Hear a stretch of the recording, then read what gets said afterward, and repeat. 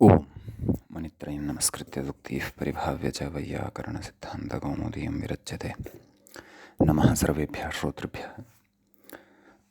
अस्माभिः गतपाठे यद्यत् पठितं तद् एकवारं स्मरामः। वयं वैयाकरणसिद्धान्तकौमुदी इत्याख्यस्य ग्रन्थस्य तद्धितप्रकरणस्य तत्र अपत्याधिकारप्रकरणे भवामः।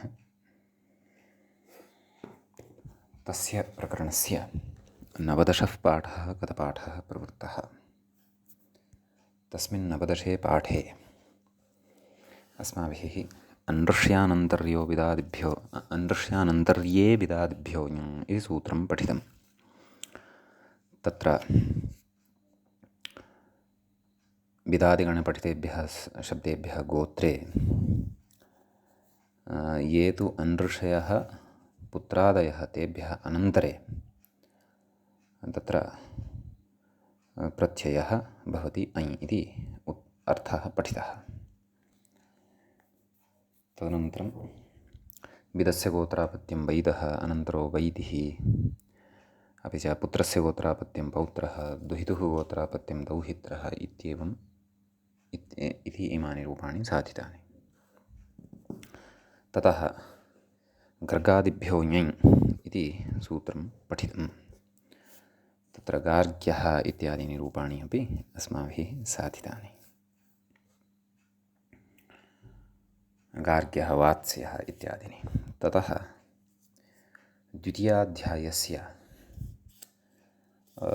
सूत्रम् अस्माभिः पठ्यमानम् अस्ति ञञञोश्च इति। तत्र विशिष्टः तत्र सैद्धान्तिकः विचारः अपि कर्तव्यः अस्ति अग्रे। तस्य सूत्रस्य अर्थः अस्माभिः पठितः यत् गोत्रे यद् ञञन्तम् अञन्तञ्च तदवयवयोः एतयोः नामकयोः ञञोः लुक् भवति तत्कृते बहुत्वे न तु स्त्रियाम् इति।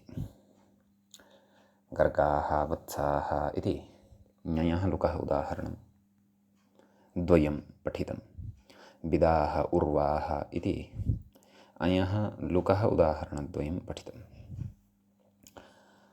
तत्र प्रियगार्ग्याः इत्यत्र ञञ कृदर्थः तु न भवति इति कृत्वा तत्र ञञः लुक् अपि न भवति। बहुव्रीहेः अन्यपदार्थप्रधानत्वात् तत्र अन्यस्यैव अर्थस्य प्राधान्यं भवति इति कृत्वा प्रियगार्ग्याः इत्येव रूपं तत्र अस्माभिः साधितम्।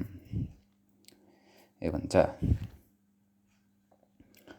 स्त्रीलिङ्गे तत्र गार्ग्यः इत्येव रूपं भवति इति पठितम् अस्त्रियाम् इति अनुवर्त्यमानस्य निषेधस्य प्रयोजनमपि दृष्टम्। गोत्रार्थे विहितस्य प्रत्ययस्यैव लुक् नान्यस्मिन् अर्थे विहितस्य लुक् इति कृत्वा तत्र भवः इत्यस्मिन् अर्थे द्वैप्याः इत्यस्मिन् उदाहरणे ञञः लुक् न भवति इति अस्माभिः तत्र पठितम्। इति गोत्रे किम् इत्यस्य प्रश्नस्य तत्र प्रथमं प्रत्युदाहरणम् अस्माभिः पठितम्। इदानीं एतावान् एव च विषयः गतपाठे अस्माभिः पठितः। इदानीं तत्र अपत्याधिकारप्रकरणस्य 20 पाठस्य आरम्भः भवति। ञञोश्च इत्यस्मिन् सूत्रे गोत्रे किम् इति पदचारितार्थ्यं यद् अस्माभिः पठ्यमानम् अस्ति तस्य तत्र द्वितीयस्य प्रत्युदाहरणस्य विषये चर्चा इदानीं क्रियते। गतपाठस्य अन्ते पङ्क्तिः पठिता आसीत् व्याख्यायाः द्वीपे भवा द्वीपादनुसमुद्रञ्ञञ इति।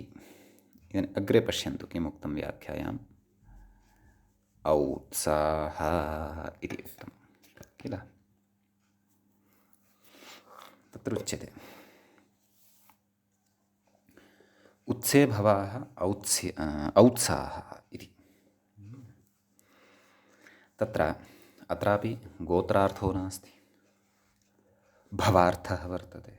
अतः उत्सादिभ्यो ञ् इत्यनेन सूत्रेण तत्र ऐ इति प्रत्ययः यः विधीयते तस्य अयः बहुत्वे विवक्षिते लुक् न भवति, सः तथैव तिष्ठति। अन्यथा उत्साह इति अनिष्टः प्रयोगः बहुवचने लभ्यते स्म। इष्टस्तु प्रयोगः औत्साह इत्येव। एवं खलु। तत्र कथयति व्याख्याता अग्रे, इह उभयत्रापि, नाम द्वैप्याः औत्साह इत्यत्र इह उभयत्रापि यञयोः गोत्रवाचित्वाभावात्, नाम गोत्रवाचकत्वं नास्ति अनयोः उभयोः अपि, ञय अञ च। यतः समानः एव प्रत्ययः अर्थभेदेन स्थलान्तरेपि उक्तः भवितुमर्हति, परन्तु प्रकृतप्रसङ्गे तु लोपः गोत्रापत्यार्थे विहितस्य एव, अथवा गोत्रार्थे विहितस्य एव ययः अयः च तत्कृतबहुत्वे गम्यमाने लुक् भवति इत्युच्यते। एवं किल इति तत्र द्वितीयं प्रत्युदाहरणं गोत्रे इति, यस्कादिभ्यो गोत्रे इत्यतः गोत्रे इति यदनुवर्त्यते तस्य प्रयोजनं वक्तुं। समीचीनम्। अस्तु, इदानीम् अग्रे अत्र अन्यः कश्चन विशिष्टः विषयः भवति आरब्धः। तत्र अग्रिमस्य विषयस्य कथनात् पूर्वं व्याख्याता काञ्चित् अवतरणिकाम् उपस्थापयन् अस्ति। ताम् अवतरणिकाम् अवगच्छामः। अथवा पूर्वपक्षः कथयति, ननु पौत्राः दौहित्राः, पौत्रदौहित्रीति रूपद्वयं साधितं खलु, क्व साधितं स्मरन्तु, गते एव सूत्रे, विगते सूत्रे, क्व अन्वृष्यानन्तर्ये बिदादिभ्यो ञ् इति। तत्र बिदादिगणे पुत्रशब्दोऽपि पठितः, द्वितृशब्दोऽपि पठितः। तत्र पुत्रशब्दात् इञ प्राप्तः, द्वितृशब्दात् अण प्राप्तः, तयोः ञणोः अथवा अणियोः बाधः तत्र अया क्रियते, अतः पौत्रः इति रूपं सिद्ध्यति। एवं खलु। अन्वृष्यानन्तर्ये विदादिभ्यो ञ इत्यत्र पुनः सम्यक् बुद्धिं कुर्वन्तु। अत्रत्यम् अग्रिमं सिद्धान्तं यदि भवन्तः अवगन्तुम् इच्छन्ति तर्हि तत् किमिति चेत्, तत्र ऋषिवाचिभ्यः शब्देभ्यः गोत्रापत्यार्थे प्रत्ययः उक्तः। क्व बिदादिगणे पठिताः ये शब्दाः ते यदि ऋषिवाचकाः, अन्ऋषिवाचकाश्चेत् पुत्रदुहितृत्यादयः तर्हि तेभ्यस्तु तत्र अनन्तरापत्यार्थे एव प्रत्ययः भवतीत्युक्तम्। एतद् भवन्तः स्वबुद्धिपटलस्य एकस्मिन् स्थाने स्थापयन्तु, अवगच्छन्तु, स्मरन्तु च। इदानीं ञयोश्च इत्यस्य सूत्रमपि बुद्धौ, सूत्रस्य अर्थमपि बुद्धौ एकत्र स्थापयामः। यद्यत्तेन उक्तं तत्तद् एकत्र स्थापयामः। अधुना अग्रे वयं व्याख्याता किं कथयन्नस्ति, अग्रिमे विचारे कथम् अस्मान् प्रवेशयन्नस्ति इति द्रक्ष्यामः। तत्रोच्यते, पश्यन्तु, ननु इत्यतः पश्यन्तु, ननु पौत्राः दौहित्राः, बहुवचने खलु पौत्राः दौहित्राः इत्यत्र अपि अन्ऋषिबिदादिलक्षणायो लुक् स्यात्। नाम तन्नाम अन्वृष्यानन्तर्ये बिदादिभ्यो ञ इत्यनेन बिदादिगणे पठिताः शब्दाः तेभ्यः ऐ इति उक्तः खलु। अतः तत्र उच्यते, नाम इह नाम तत्र पुत्रशब्दात् दुहितृ इत्यस्मात् शब्दादपि तत्र यः अञ् उक्तः तस्य अञः बहुवचने लुक् स्यात्। तर्हि एकवचने पौत्रः, द्विवचने पौत्रौ, बहुवचने तावत् पुत्राः इति प्रयोगः स्यात्। एवमेव एकवचने दौहित्रः, द्विवचने दौहित्रौ, द्विवचने तु दुहितरः, यथा ऋकारान्तशब्दस्य प्रयोगः भवति तद्वत् प्रयोगः स्यात्। परन्तु बहुवचने पौत्राः इत्येव प्रयोगः अपेक्षितः, अयः लुक् नापेक्षितः। किञ्च तत्र दौहित्राः इत्येव प्रयोगः अपेक्षितः। एवं खलु? तत्र अञ् अपेक्षितः एव, अयः लुक् नापेक्षितः इति। तदेव अत्र उच्यते पौत्राः दौहित्राः इत्यत्र अपि अनृषिबिदादिलक्षण अञ् यः वर्तते तस्य अञः लुक् स्यात्। लुक् स्यात् तर्हि पुत्राः इत्येवम् अनिष्टाः प्रयोगाः लभ्येरन् पुत्राः इति इष्टः पौत्राः इति इष्टः प्रयोगस्तु न लभ्येत इति अग्रे कथयति। नाम पूर्वपक्षी एव इदम् आक्षिपन् वर्तते। न च तस्य अनन्तरापत्यवाचित्वात्, नाम विदादिगणे इदानीं ये पठिताः शब्दाः अनृषिवाचकाः, नाम ऋषिभिन्नाः ये शब्दाः पठिताः वर्तन्ते तेभ्यः तु अनन्तरापत्यार्थे एव तत्र प्रत्ययः भवति, नाम अञ् प्रत्ययः भवति। ऋषिवाचकाः च ये सन्ति शब्दाः तेभ्यस्तु शब्देभ्यः अपत्यार्थे गोत्रापत्यार्थे प्रत्ययो भवति इति वयं जानीमः। अतः तदेव अत्र कथयति। नाम तस्य अनन्तरापत्यवाचित्वात्, तस्य कस्य, तस्य अयः, यः अञ् अनृषिवाचकात् शब्दात् विहितः, सः कः? पुत्र इति, अपि च कः? दुहितृ इति, दुहितृ इति। अतः तस्य वाचित्वात् गोत्रवाचित्वाभावात्, तस्य गोत्रवाचकत्वं तु न भवति वा न वा? यतः ऋषिवाचकेभ्यः एव विदादिगणपठितेभ्यः गोत्रापत्यार्थे प्रत्ययः उच्यते अञ्। अनृषिवाचकेभ्यस्तु अपत्यार्थे एव, नाम अनन्तरापत्यार्थे एव अञ् भवति। अतः गोत्रापत्यार्थे एव एषः अञ् न विहितः इति कृत्वा प्रकृते यञोश्च इति लुक् न प्रवर्तते। अतः पौत्राः दौहित्राः इति बहुवचनस्थाः प्रयोगाः रक्षिताः एव खलु भवन्ति इत्यपि न वक्तव्यं। नाम अत्र विद्यमानस्य अयः गोत्रसंज्ञा नास्ति इति न वक्तव्यम्। अथवा गोत्रापत्यार्थे अयप्रत्ययः न विहितः वर्तते इत्यपि वयं वक्तुं न शक्नुमः इत्युच्यते। एवं खलु? तर्हि कुतः तत्र प्रामाण्यं दीयते? कथयति अग्रे। योनिलुक् इति सूत्रभाष्ये, नाम भाष्यकारः पतञ्जलिः योनिलुक् इत्यत्र कथयति अपत्याधिकारादन्यत्र। अपत्याधिकारः अस्माभिः ज्ञायते कुतः आरभ्य क्व यावद् वर्तते इति, तस्यापत्यम् इत्यत्र अस्माभिः दृष्टम्।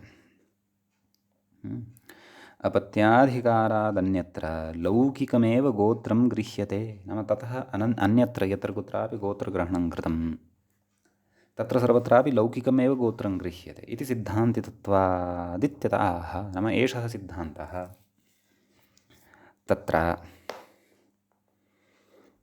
योनिलुक् इति सूत्रे भाष्यकारेण पतञ्जलिना उक्तः वर्तते। अतः प्रकृते, नाम यञोश्च इत्यत्र यस्कादिभ्यो गोत्रे इत्यस्मात् सूत्रात् योऽयं गोत्रशब्दः प्रवर्तते सः गोत्रशब्दः तत्र लौकिकः एव गोत्रत्वेन व्यवह्रियते। नाम कीदृशः इति चेत् तत् कथयति अग्रे मूले कथयति प्रवरेति। नाम प्रवराध्यायप्रसिद्धमिह गोत्रम् इति। इह नाम इह क्व नाम ज्ञयोश्च इति सूत्रञ्च अपत्याधिकारात् बहिर्भूतम् एवं किल। ततः बहिः इदं सूत्रं पठितं वर्तते। अतः प्रकृते तु सामान्यं लौकिकं यद्गोत्रं लोके व्यवह्रियते स एव अत्र व्यवह्रियते इत्यर्थः। आम्, अत्र अवधानमेकं कर्तव्यं। गोत्रप्रत्ययः तु अपत्याधिकारे तत्र विद्यमानेन सूत्रेण अत्र विधीयते। केन? अनृष्यानन्तर्ये बिदादिभ्यो सः कः ऐ इति। समीचीनं। तत्रापि बिदादिगणे पठिताः सन्ति ये शब्दाः, तेषु शब्देषु तत्र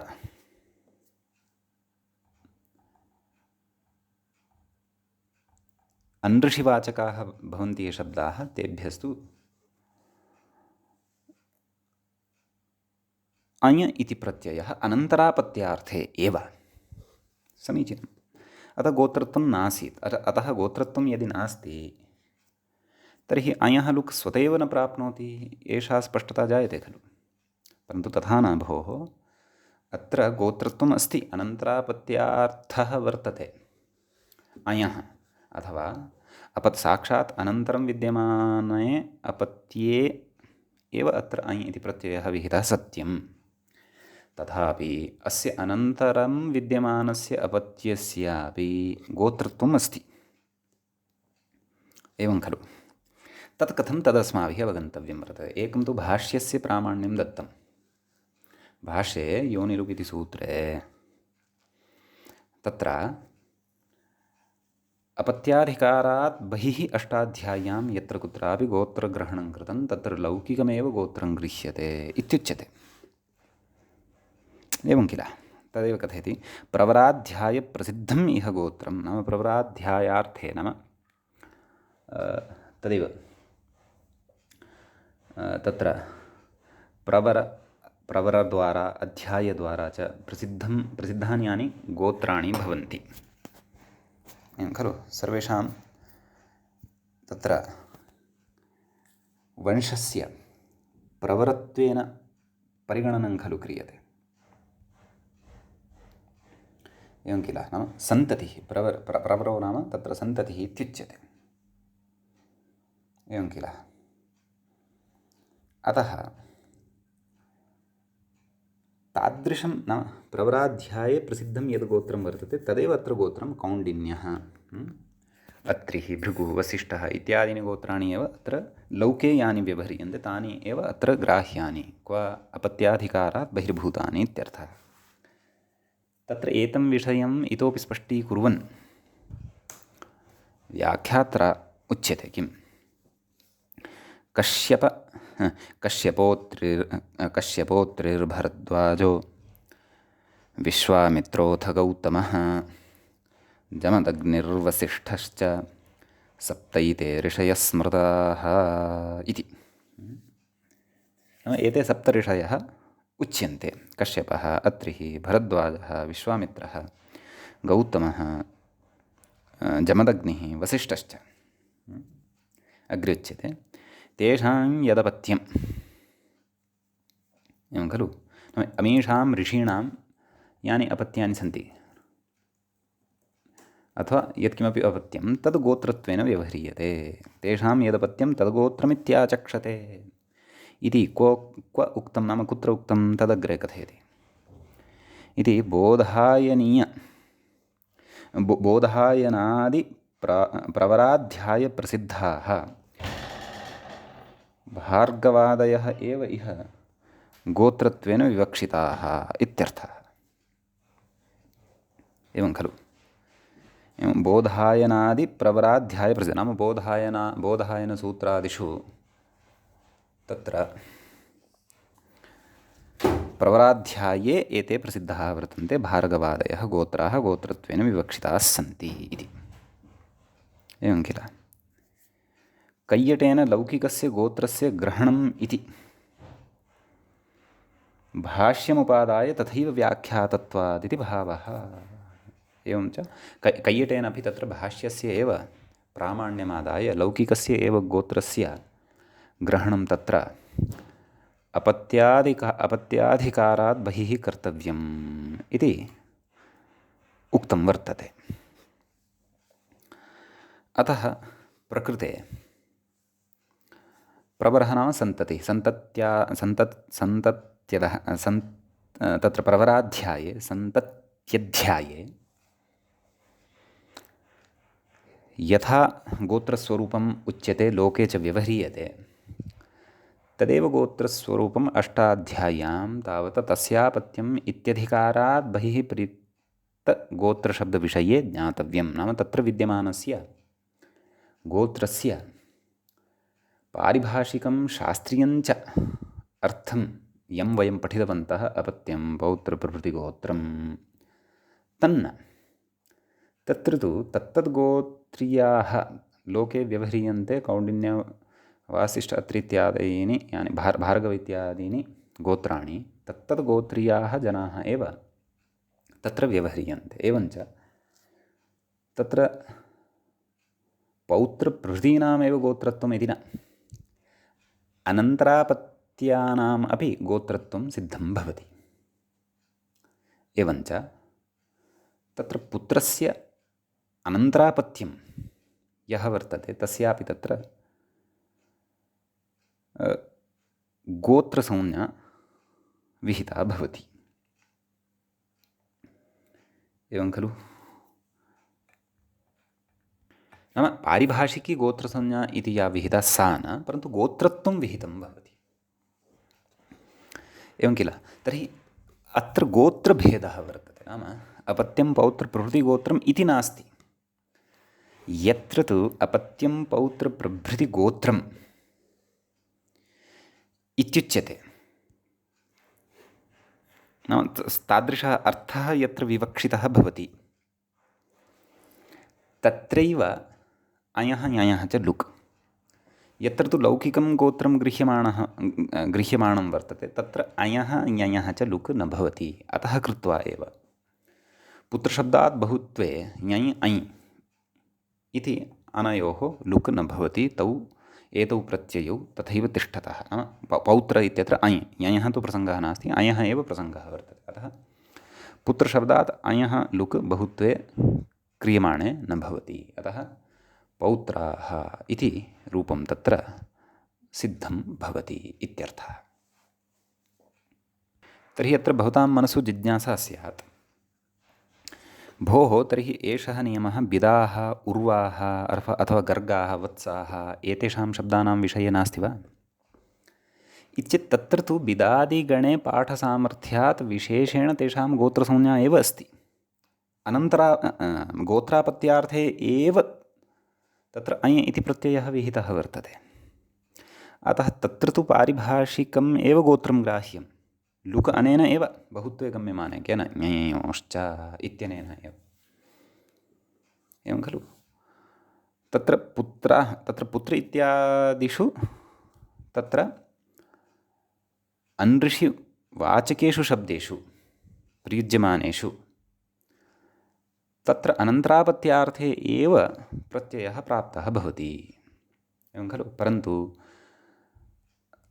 अयं गोत्रप्रसङ्गः अपत्याधिकारात् बहिर्भूतः इति कृत्वा अपत्यभूताः सन्ति ये शब्दाः तेषामपि गोत्रसंज्ञा भवति इति। अतः गोत्रसंज्ञत्वात्, एवं खलु? प्रकृतनाम गोत्रसंज्ञा अस्ति कस्य? पुत्रशब्दस्य। लौकिकं यदा गोत्रं ग्राह्यं तदा लौकिके गोत्रे गृहीते पुत्रशब्दस्य गोत्रसंज्ञा वर्तते, परन्तु तत्र पारिभाषिकं गोत्रत्वम् अस्य नास्ति। अतः पुत्रशब्दात् विहितस्य अयः ञञः वा तत्र लुक् अपि न भवति, सः तथैव तिष्ठति। यत्र तु पारिभाषिकं गोत्रं तादृशात् गोत्रादेव अयः ञञः च लुक् भवति इति स्मर्तव्यम् इति कश्चन विषयः, कश्चन सिद्धान्तः प्रकृते उपस्थापितः वर्तते ग्रन्थकारेण। तत्त्वबोधिनीकारः अपि अत्र कथयति पश्यन्तु। तत्र प्रवराध्यायेति एतच्च स्त्रीपुंसाभ्याम् इति सूत्रे लौकिकस्य गोत्रस्य ग्रहणम् इति भाष्यमुपादाय कैयटेन उक्तं। नाम कैयटस्य इदं मतं भवति, यद्यपि पुत्रशब्दात् तत्र गोत्रापत्यार्थे एव अयन विधीयते, अनन्तरापत्यार्थे विधीयते, अतः अयः लुक् न सम्भवति इत्यपि कश्चन पक्षः यः पूर्वपक्षिणा पूर्वमुपस्थापितः तं पक्षमादायापि अत्र गोत्रापत्यार्थाभावात् अयः अलुक् वक्तुं शक्यः इति। परन्तु भाष्ये तथा उक्तं, भाष्ये तथा सिद्धान्तितं, कैयटेन च तद् गृहीतम् इति कृत्वा इत्थं तत्र व्याख्यायते। भवतु, बुद्धौ इदं तु स्थापनीयम् अवश्यम् अग्रेपि, यत् अपत्याधिकारे एव तत्र पारिभाषिकस्य गोत्रापत्यस्य अथवा गोत्रत्वस्य ग्रहणं कर्तव्यं, ततः बहिः तु लौकिकस्य गोत्रत्वस्य एव ग्रहणं कर्तव्यम् इति बुद्धौ स्थापनीयम् इति एतावान् विशेषः एतत् सूत्रगतः कश्चन अस्माभिः अत्र दृष्टः। अधुना वयम् अग्रिमं सूत्रं प्रवेक्ष्यामः। अग्रिमं सूत्रं तत्र भवति, एका पङ्क्तिः व्याख्यायाः त्यक्ताः भूत्वा इति अथवा पठिता इति किमुच्यते। एवञ्च पौत्राः दौहित्राः इत्यादौ पौत्रदौहित्रयोः तथाविधगोत्रवाचित्वाभावात्, नाम तादृशं गोत्रत्वम् एतेषां नास्ति। कीदृशं? यद् अपत्याधिकारे उक्तं तादृशगोत्रवाचित्वाभावान् न लुग् इति स्थितं, नाम लुग् न भवति इति अग्रे कथयति। विस्तरस्तु शब्देन्दुशेखरे स्पष्टः इति। नागेशभट्टेन विरचिते लघुशब्देन्दुशेखरे इतोपि विस्तारार्थं द्रष्टव्यम् इति, यद्यपि सिद्धान्तशः तु अस्माभिः अत्र दृष्टमेव।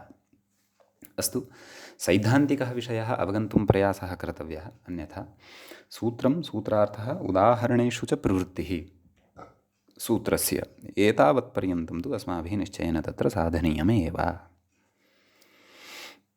अस्तु, अग्रिमं सूत्रं मधुबभ्रुवोर्ब्राह्मणकौशिकयोः इति। सूत्रे द्वे पदे स्तः। मधुबभ्रुवोः इति षष्ठीविभक्तेः द्विवचनान्तं पदमिदं भवति। द्वितीयं पदं भवति ब्राह्मणकौशिकयोः इति सप्तमी विभक्तेः द्विवचनान्तं च इदं भवति। तत्र मधुश्च बभ्रुश्च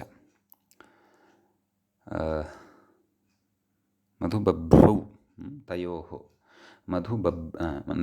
मधुश्च बभ्रुश्च, बभ्रु इति उकारान्तः शब्दः, मधुबभ्रू तयोः मधुबभ्रुवोः इति षष्ठ्यन्तं खलु उक्तं। ब्राह्मणश्च कौशिकश्च ब्राह्मणकौशिकौ तयोः ब्राह्मणकौशिकयोः इति। तत्र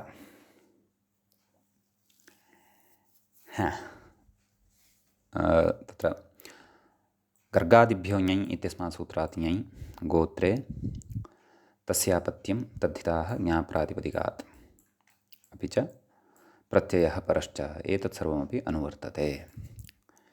स्मर्तव्यं यत् इदानीं वयं पुनः चतुर्थाध्यायं प्रति आगतवन्तः स्मः। तत्र चतुर्थाध्यायस्य प्रथमपादस्य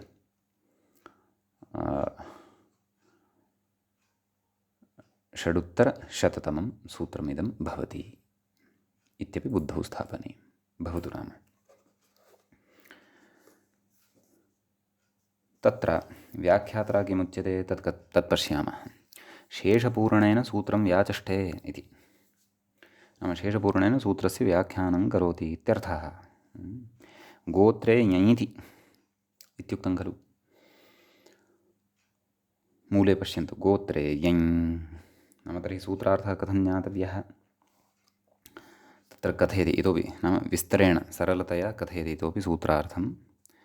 मधुशब्दात् बभ्रुशब्दात् च, नाम यः मधुशब्दः वर्तते, यश्च बभ्रुशब्दो वर्तते, तस्मात् गोत्रापत्ये, नाम गोत्रापत्यार्थे विवक्षिते यञ् इति प्रत्ययो भवति। ब्राह्मणे कौशिके च यथासङ्ख्यं वाच्ये। एवं खलु मधुशब्दात् यञ् प्रत्ययः गोत्रापत्ये ब्राह्मणे वाच्ये एवं किल। अपि च बभ्रुशब्दात् गोत्रापत्ये यञ् प्रत्ययः कौशिके वाच्ये वक्तव्यः इति अर्थः अत्र अस्माभिः ज्ञातव्यः। मधुबभ्रु इत्येताभ्यां शब्दाभ्यां यथासङ्ख्यं ब्राह्मणकौशिके च गोत्रे वाच्ये ञञ् इति प्रत्ययो भवति इति। समीचीनम्। उदाहरणे प्रविशामः। माधव्यो ब्राह्मणः माधवो अन्यः इति। प्रयोगः माधव्यः इति साधनीयः ब्राह्मणार्थे एवं खलु। मधुशब्दात् यञ् इति प्रत्ययः मधु यञ् आदिवृद्धि माधु यञ् ञयः य अवशिष्यते माधु य। ओर्गुणः इत्यनेन माधु इत्यत्र विद्यमानस्य धकारोत्तरवर्तिनः उकारस्य ओ इति आदेशः माधो य अवादेशः माधव य माधव्य इति रूपं सिद्ध्यति। तर्हि मधुः यः तस्य गोत्रापत्यम् अर्थात् तस्य पौत्रः कः माधव्यः इति भवति एवं खलु। स च कश्चन ब्राह्मणः ब्राह्मणार्थे गम्यमाने। माधवस्तु अन्यः इत्युच्यते एवं खलु। तत्र यत्र ब्राह्मणार्थः न विवक्षितः भवति तत्र मधु इत्यस्मात् शब्दात् सामान्यविहितत्वात् तस्यापत्यम् इत्यनेन सूत्रेण अणप्रत्ययः भवति। अन्यानि कार्याणि पूर्ववदेव। अतः माधवः इति प्रयोगः सिद्ध्यति। सः तु अन्यः सः भिन्नः। मधोः गोत्रापत्यं माधवः परन्तु सः ब्राह्मणेतरः इति स्मर्तव्यम्। एवमेव द्वितीयशब्दमादाय उदाहरणं ददाति। बाभ्रव्यः कौशिकर्षिः। बभ्रुः कश्चन ऋषिः अथवा कश्चन जनविशेषः तस्य गोत्रापत्यं कः बाभ्रव्यः अर्थात् तस्य पौत्रः इत्यर्थः। अतः बभ्रुशब्दात् तत्र ञञ् प्रत्ययः केन मधुबभ्रोर्ब्राह्मणकौशिकयोः।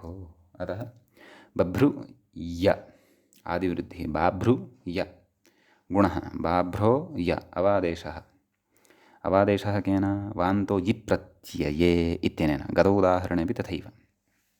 अतः बाभ्रव्य सुप्रत्ययः सस्य ऋत्वे सर्गे सति बाभ्रव्यः इति रूपं सिद्ध्यति एवं किल। एवमेव सः बाभ्रव्यः कः सः कौशिकर्षिः नाम कौशिकाख्यः कश्चन ऋषिः इत्यर्थः। कौशिकार्थे गम्यमाने एव बभ्रुशब्दात् गोत्रापत्यार्थे ञञ् प्रत्ययः इत्यर्थः। कथयति बाभ्रवोऽन्यः बाभ्रवस्तु अन्यः सः कौशिकः न इत्यर्थः। तत्र बभ्रुशब्दात् सामान्यविहितत्वात् गोत्रापत्यार्थे तस्यापत्यम् इत्यनेन अण इति प्रत्ययः भवति। अतः तत्र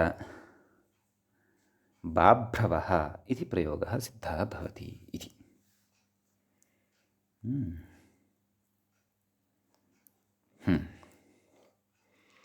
अग्रे किं कथयति तत् पश्यामः। बभ्रुशब्दस्य गर्गादिपाठात् सिद्धेपि नियमार्थमिदम् इति। गर्गादिभ्यो ञञ् अस्माभिः गते पाठे गर्गादिगणः पठितः स्मरेयुः भवन्तः। गर्गादिगणे पठिताः शब्दाः दृष्टाः। तत्र बभ्रुशब्दोऽपि वर्तते। तर्हि बभ्रुशब्दादेव यञ् इति प्रत्ययः सम्भवति खलु। बाभ्रव्यः इति प्रयोगः सिद्धो भवति खलु। तर्हि किमर्थं मधुबभ्रुवोर्ब्राह्मणकौशिकयोः इत्यस्मिन् सूत्रे बभ्रु इति शब्दस्य ग्रहणं कर्तव्यम् इति जायते जिज्ञासा। तदेव उच्यते किं बभ्रुशब्दस्य गर्गादिपाठात् सिद्धेऽपि, नाम गर्गादिगणे पाठः अस्ति बभ्रुशब्दस्य, तस्मादेव यञ् प्रत्ययः सिद्धः भवति। तथापि अस्मिन् सूत्रेऽपि बभ्रुशब्दः पुनः यञ् प्रत्ययविधानार्थं पठितः इति चेत् नियमार्थमिदं सिद्धे सत्यारभ्यमाणो विधिः नियमाय भवति इति वयं जानीमः, श्रुतवन्तश्च स्मः। कोऽयं नियमः? नियमः नाम बभ्रुशब्दात् यञ् प्रत्ययः भवति यदि, तर्हि सः कौशिकर्ष्यर्थे गम्यमाने एव भवतु। अर्थात् कौशिकः यः ऋषिः तस्मिन् अर्थे एव गम्यमाने बभ्रुशब्दात् गोत्रापत्यार्थे यञ् प्रत्ययः भवतु, एतन्नियमकथनाय बभ्रुशब्दस्य मधुबभ्रोर्ब्राह्मणकौशिकयोः इति सूत्रे ग्रहणं कृतम्। एवं खलु? अस्तु, इदं प्रयोजनं तु ज्ञातं, परन्तु भोः तत्र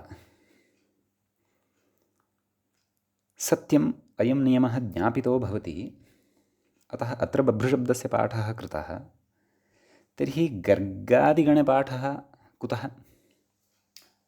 बभ्रुशब्दस्य गर्गादिगणे पाठस्य का अपेक्षा? अत्र बभ्रुशब्दः कुतः पठितः ज्ञातं, परन्तु गर्गादिगणे पाठस्यापि किमपि प्रयोजनं स्यादेव खलु? तत्र कथयति, गर्गादिपाठफलं तु लोहितादिकार्यम् इति। गर्गादिगणे अपि अस्य पाठः कृतः, कस्य? बभ्रुशब्दस्य। तद् लोहितादिकार्यार्थं वर्तते। इदं लोहितादिकार्यं किं वर्तते? तदर्थं स्त्रीप्रत्ययप्रकरणं किञ्चित् स्मर्तव्यं भोः।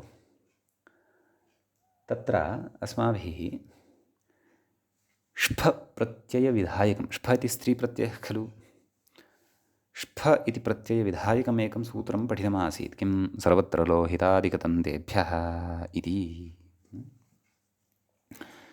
लोहितादिगणः गर्गादिगणे अवान्तरगणः, एवं खलु? यतः तत्रत्याः शब्दाः अस्माभिः पठिताः।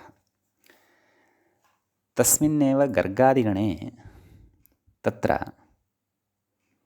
यः लोहितादिगणः वर्तते, तस्मिन्नेव लोहितादिगणे बभ्रुशब्दोऽपि वर्तते। कथम्? एवं पाठः वर्तते, लोहितशंसितबभ्रु वल्गु मण्डु गण्डु शङ्कु लिगु गुहुलु मन्तु मङ्क्षु अलिगु इत्यादयः शब्दाः तत्र पठिताः वर्तन्ते। एवं किल? अतः गर्गादिगणे यः लोहितादिगणः, लोहितादिगणे च पठितः अयं बभ्रुशब्दः, सः शब्दः स्त्रियां तावत् ष्फप्रत्ययं प्राप्नुयात्, लोहितादिकार्यं प्राप्नुयात् स्त्रीलिङ्गे। तदर्थं तत्र बभ्रुशब्दस्य पाठः गर्गादिगणे अपि कृतः, गर्गादिगणे एव च लोहितादिगणः। एवं खलु? अस्तु, तेन किं? तेन बाभ्रव्यायणी इति एषः प्रयोगः भवति सिद्धः इति। तदेव अग्रे कथयति, लोहितादिर्गर्गाद्यन्तर्गणः, अर्थात् लोहितादिगणः यः वर्तते सः गर्गादेः अन्तर्गणः वर्तते इति भावः। समीचीनं। तर्हि प्रयोगः साधनीयः बाभ्रव्यायणी इति। कथं सिद्धिः? बभ्रोः गोत्रापत्यं स्त्री, अर्थात् बभ्रोः पौत्री इत्यर्थः। इति विग्रहे गर्गादि यञ्, नाम गर्गशब्दात् यञ् प्रत्ययः, केन? गर्गादिभ्यो यञ्, बभ्रु य, बाभ्रव्य इति सिद्धं। ततः कथयति अग्रे, बाभ्रव्यशब्दात् सर्वत्र लोहितादिकतन्तेभ्यः इति ष्फः, बाभ्रव्य फ आयने यिनि यः फटकचकां प्रत्ययादीनां तेन श्फस्य फस्य आयन्नादेशः बाभ्रव्य आयन बाभ्रव्य आयन इति जातं। भत्वात् बाभ्रव्य इत्यत्र यकारोत्तरवर्तिनः अकारस्य लुकु बाभ्रव्यायनः बाभ्रव्यायन इति सिद्ध्यति। तत्र बाभ्रव्यायन इत्यस्य शब्दस्य षिदन्तत्वं वर्तते, नाम षित्प्रत्ययः तत्र अन्ते वर्तते। कः सः? ष्फ, यस्य स्थाने आयनादेशः कृतः। अतः षित्वात् षिद्गौरादिभ्यश्च इत्यनेन ङीषु भवति इत्यर्थः। अतः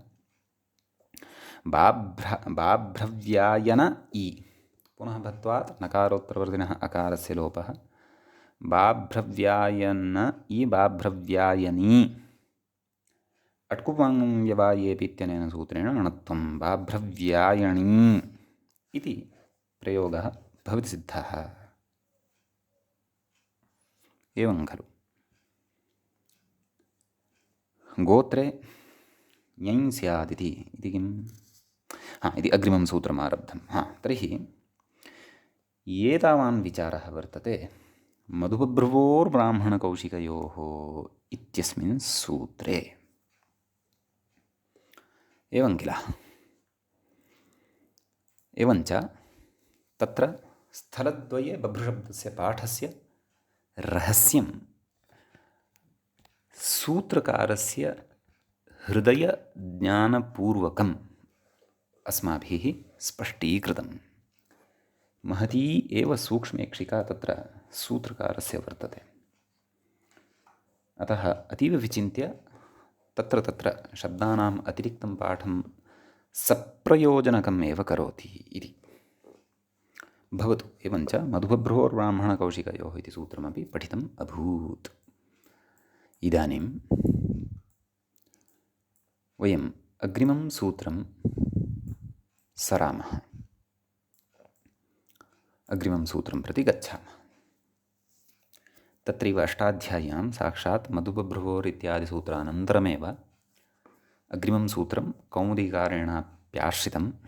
तच्च एवं कपिबोधादाङ्गिरसे इति। तत्र द्वे पदे सूत्रे वर्तेते। कपिबोधात् इति पञ्चम्यन्तं वर्तते, पञ्चमी विभक्तेः एकवचनम्। आङ्गिरसे इति सप्तम्यन्तं वर्तते, सप्तमी विभक्तेः एकवचनान्तं वर्तते। कपिबोधात् इत्यत्र समाहारद्वन्द्वो वर्तते। कथं? कपिश्च बोधश्च कपिबोधं तस्मात् कपिबोधात् इत्येवं। तत्र गर्गादिभ्यो ञञ् इत्यतः यञ् इत्यनुवर्तते। गोत्रे तस्यापत्यं तद्धिताः ज्ञाप्रातिपदिकात् प्रत्ययः परश्च इत्येते च सर्वेपि यथायथम् इहायान्ति। एवं खलु?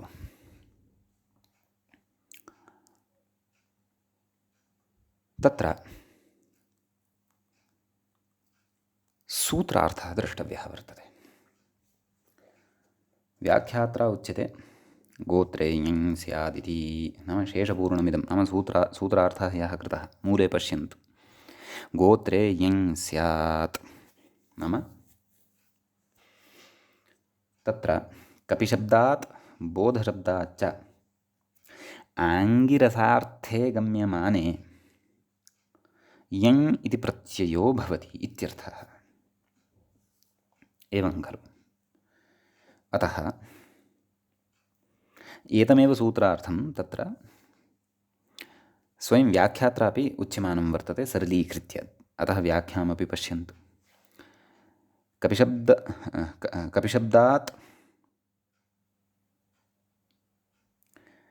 कपिशब्दात् बोधशब्दाच्च आङ्गिरसात्मके गोत्रे गम्ये, आङ्गिरसात्मके गोत्रे गम्ये अङ्गिरसः एव कुटुम्बस्य सः गोत्रापत्यभूतः कश्चन स्यात् इत्यर्थः। गोत्रे गम्ये यञ् स्यादित्यर्थः। नाम आङ्गिरसः सः स्यात्। अङ्गिरसः पुत्रः अङ्गिरसः पौत्रः आङ्गिरसः इत्यर्थः। अङ्गिरसः पौत्रः आङ्गिरसः अत्र गम्यमानः स्यात् यदि कपिशब्दात् यञ् प्रत्ययः गोत्रापत्यार्थे कर्तव्यः। एवमेव बोधशब्दात् यञ् इति प्रत्ययः गोत्रापत्यार्थे कर्तव्यः तर्हि इति अर्थः। समीचीनम्। अत्र शब्दद्वयात् एकः प्रत्ययः परन्तु अर्थः एकः एव वर्तते इति स्मर्तव्यम्। गते सूत्रे तावत् शब्दद्वयात् एकः प्रत्ययः अर्थद्वये, यथा मधु इति प्रथमः शब्दः, बभ्रू इति अपरः शब्दः तत्र आसीत्, ब्राह्मणः इति प्रथमः अर्थः, कौशिकः इति च अपरः तत्र अर्थः आसीत्। प्रकृते तु शब्दद्वयं कपि इति बोध इति च, अर्थस्तु एक एव। कः? आङ्गिरसः। प्रत्ययश्च यञ्। समीचीनम्। अग्रे कथयति कापेय इति। तत्र मूले पश्यन्तु। नैव, उदाहरणं तु अस्ति। व्याख्यात्रा तु प्रत्युदाहरणस्य चिन्तनं क्रियमाणम् अस्ति। उदाहरणानि तु मूले उक्तानि, तानि दृष्ट्वा आगन्तव्यम्।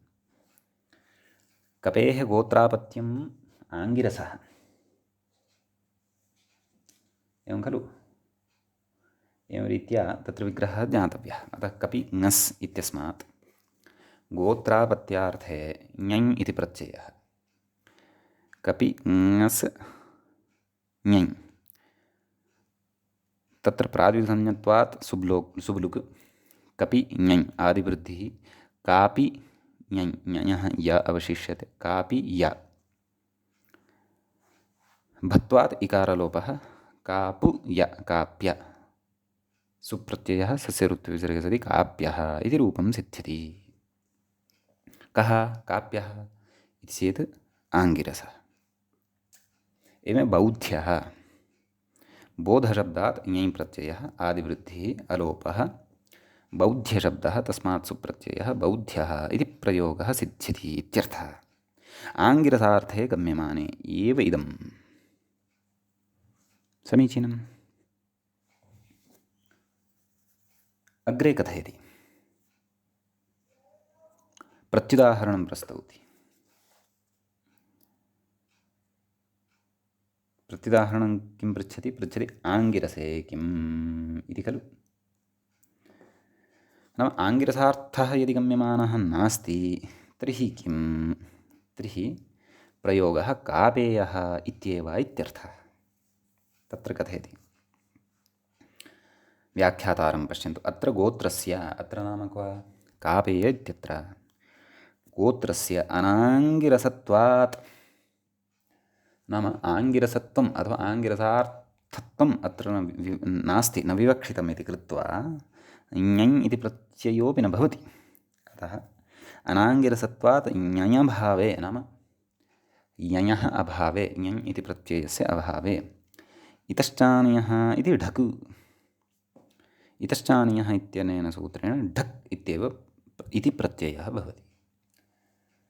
का स्थितिः? कपि ढक्, कित्वात् आदिवृद्धिः किति च इत्यनेन कापि ढक्, भत्वात् इकारलोपः कापि ढ आयने ईनीयः इत्यनेन ढ स्थाने एयादेशः, काप् एय अ कापेय सु सस्य ऋत्विसर्गे सति कापेयः इति प्रयोगः सिद्ध्यति इत्यर्थः। एवं खलु? ततः कथयति बौधिः इति अपरं प्रत्युदाहरणम् इत्यर्थः।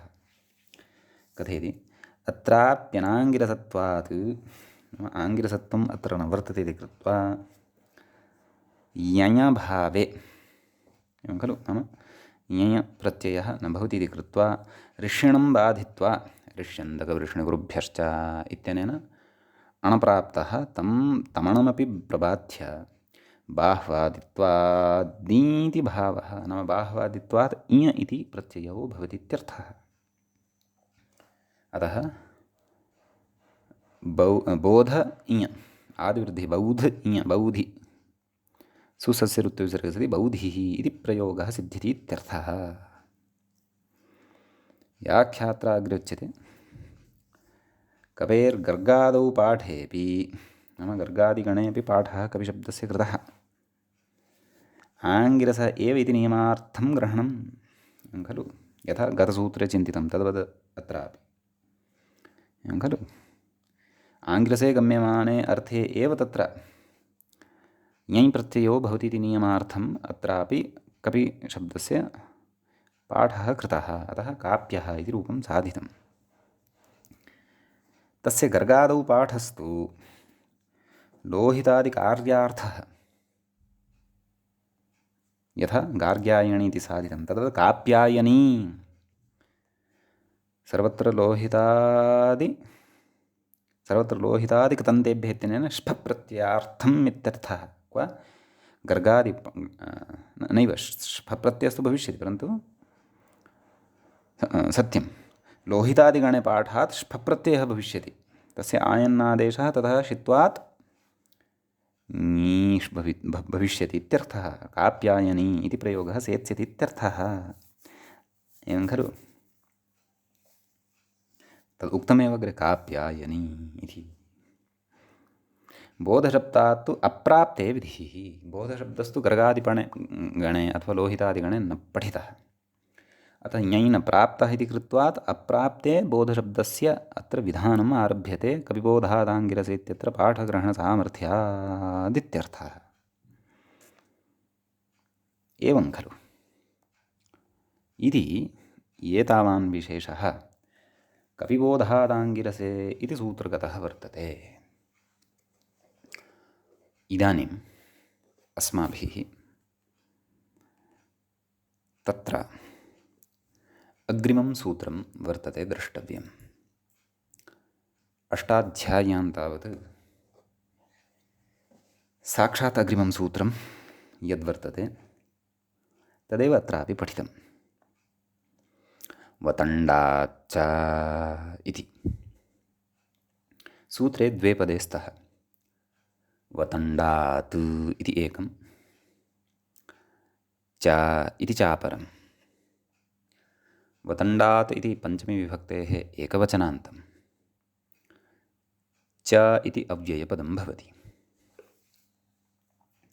गतसूत्रात् कविबोधादाङ्गिरसे इत्यस्मात् आङ्गिरसे इति अनुवर्तते। गोत्रे कुञ्जादिभ्यश्च फिङ् इत्यस्मात् गोत्रे गर्गादिभ्यो ञञ् इत्यस्मात् ञञ् तस्यापत्यं तद्धिताः ज्ञाप्रातिपदिकात् प्रत्ययः परश्च एते अधिकाराः अनुवृत्तयो वा अत्र यथायथं लभ्यन्ते। तत्र किं कथयति व्याख्याता तत् पश्यामः। वतण्डस्य गर्गादौ शिवादौ च पाठात् वतण्डशब्दः गर्गादिगणेऽपि पठितः स एव शब्दः वतण्डशब्दः शिवादिगणेऽपि पठितः शिवादिभ्योऽण् अग्रे पठिष्यते। ञयणोः प्राप्तयोः गर्गादिपाठसामर्थ्यात् ञञ् प्राप्तः एवं खलु। अपि च तत्र शिवादिगणे पाठसामर्थ्यात् अण् प्राप्तः कथयति पाठात् ञयणोः प्राप्तयोः आङ्गिरसे ञञ् एव इति नियमार्थम् इदम् इति। आङ्गिरसार्थे गम्यमाने एव तत्र मूले उक्तं खलु मूले पश्यन्तु आङ्गिरसे इत्येव आङ्गिरस इत्येव सन्धिवशात् ए न श्रूयते आङ्गिरसे इत्येव नाम आङ्गिरसार्थे गम्यमाने एव तत्र ञञ् इति प्रत्ययः इत्यर्थः। अतः वतण्डस्य गोत्रापत्यम् इत्यस्मिन् अर्थे ञञ् वतण्ड ञञ् आदिवृद्धिः अलोपः वातण्ड्य सुप्रत्ययः सस्यऋत्वे विसर्गे सति वातण्ड्यः इति प्रयोगः भवति सिद्धः इत्यर्थः। एवं किल मूले अन्यदपि उच्यते। अनाङ्गिरसे तु नाम आङ्गिरसार्थः यदि न विवक्षितो भवति तर्हि तु गर्गादौ शिवादौ च पाठाद्यणयु तदा तु गर्गादिपाठसामर्थ्यादपि यण सिद्ध्यति। अपि च शिवादिगणपाठसामर्थ्यात् तत्तदर्थे अणपि सिद्ध्यति। अतः गर्गादिपाठसामर्थ्यात् गार्ग्यः तत्र वातण्ड्यः इत्येव प्रयोगः, परन्तु अर्थभेदः। अणि सति तु वातण्डः इति प्रयोगः, परन्तु भिन्नः अर्थः। तदेव उक्तं खलु अग्रे, वातण्ड्यः वातण्डः मूले प्रयोगद्वयमपि साधयित्वा दर्शितम् इति। एवञ्च अयं कश्चन भेदः भवति इति। समीचीनम्। एतावान् विषयः अत्र अस्ति कश्चन निहितः इति। अस्य सूत्रस्य विशेषः अपि समाप्तिं गतः। अग्रिमं सूत्रम् इदानीं पठ्यते। अग्रिमं सूत्रं वर्तते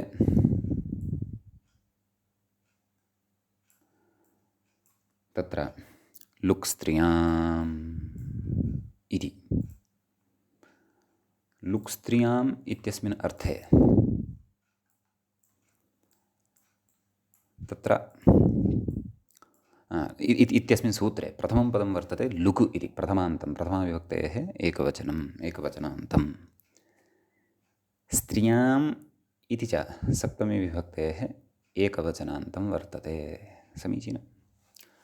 वतण्डाच्च इत्यस्मात् सूत्रात् वतण्डात् इति अनुवर्तते। कविबोधात् आङ्गिरसे इत्यस्मात् आङ्गिरसे इत्यनुवर्तते। गर्गादिभ्यो यञ् इत्यस्मात् सूत्रात् यञ् इत्यनुवर्तते। गोत्रे तस्यापत्यं तद्धिताः ज्ञाप्रातिपदिकात् प्रत्ययः परश्च एते सर्वेपि अर्थाः अत्र लभ्यन्ते इति। किं कथयति व्याख्याता इति पश्यामः। व्याख्याता मूलमेव अनुसरति। लुक् स्त्रियां वतण्डात् चेति विहितस्य चेति। मूले पश्यन्तु सूत्रार्थकरणसमये किम् उच्यमानम् अस्ति। वतण्डाच्च इति विहितस्य तत्र कथयति व्याख्याता यञः इति शेषः। वतण्डाच्च इत्यनेन सूत्रेण विहितस्य कस्य इत्येतत् यञः यञ् इति प्रत्ययस्य इत्यर्थः। लुक् स्यात् स्त्रियां नाम लुक् भवति कदा स्त्रियां नाम स्त्रीलिङ्गे गम्यमाने इत्यर्थः। वतण्डाच्च इति सूत्रम् अस्माभिः दृष्टं तावदेव। तेन विहितः यः प्रत्ययः तस्य लुक् भवति स्त्रीलिङ्गे तावदेव। अयमेव विशेषः। तत्र उदाह्रियते किं वतण्डीति। मूले उक्तं खलु किं शारङ्गरवादित्वान् ङीन् इति। वतण्डशब्दः शारङ्गरवादिगणे पठितः, अतः वतण्डशब्दात् ङीन् भवति। आदौ तु अत्र वतण्डस्य गोत्रापत्यं स्त्री इत्यस्मिन् अर्थे तत्र